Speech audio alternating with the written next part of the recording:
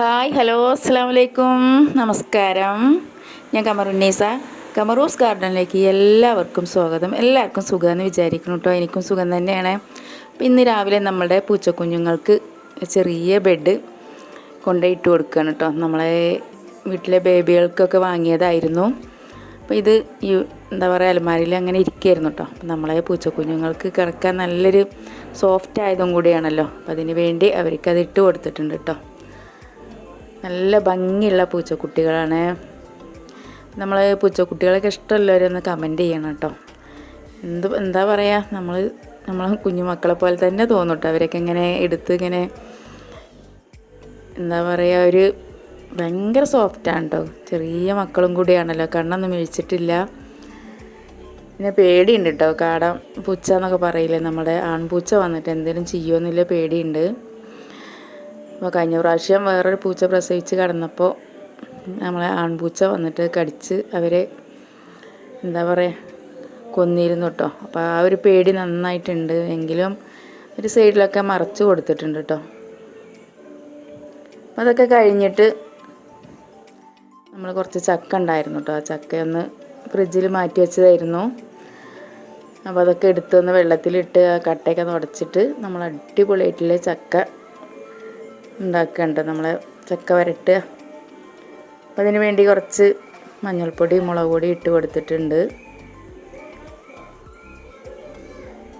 കുറച്ച് ഉപ്പും കൂടി ചേർത്തൊന്ന് നന്നായി വേവിച്ചതിന് ശേഷം നമ്മളതിലേക്ക് തേങ്ങയും അതുപോലെ വെളുത്തുള്ളി, വലിയ ജീരകമാണ് അരച്ച് കൊടുക്കുന്നുണ്ട്. വലിയ ജീരകം അരക്കുമ്പോഴും വെളുത്തുള്ളി കൂടി അരക്കുമ്പോൾ ഒരു പ്രത്യേക ടേസ്റ്റാണ് കേട്ടോ.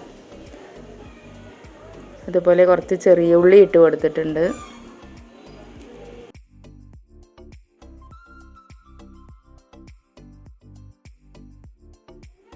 ചക്കക്കാലം കഴിയുമ്പോഴാണ് നമുക്ക് ചക്കനോട് കൂടുതൽ ഇഷ്ടം തോന്നുന്നല്ലേ. അപ്പം അതിന് വേണ്ടി നമ്മൾ ഫ്രിഡ്ജിലേക്കൊക്കെ ഇതുപോലെ ഫ്രീസറിൽ വെക്കുകയാണെങ്കിൽ നമുക്ക് കുറച്ച് കാലം ഉപയോഗിക്കാം കേട്ടോ.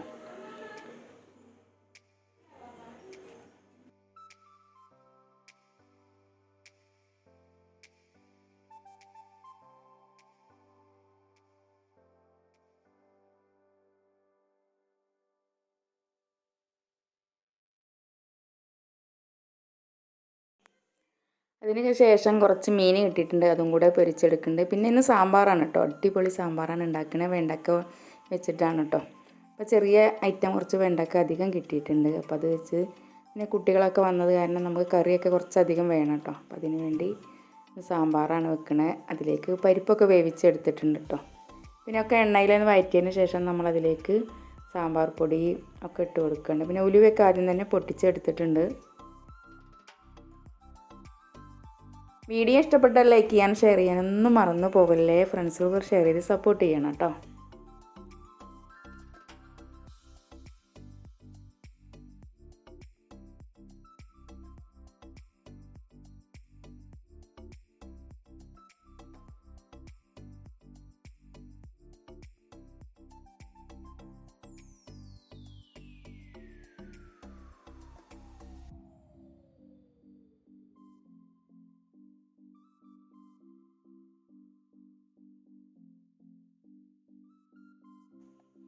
വീഡിയോ ഇഷ്ടപ്പെട്ടു വിചാരിക്കുന്നു. പുതിയൊരു വീഡിയോ കാണും വരെ എല്ലാവർക്കും എൻ്റെ സ്നേഹം നിറഞ്ഞ നമസ്കാരം.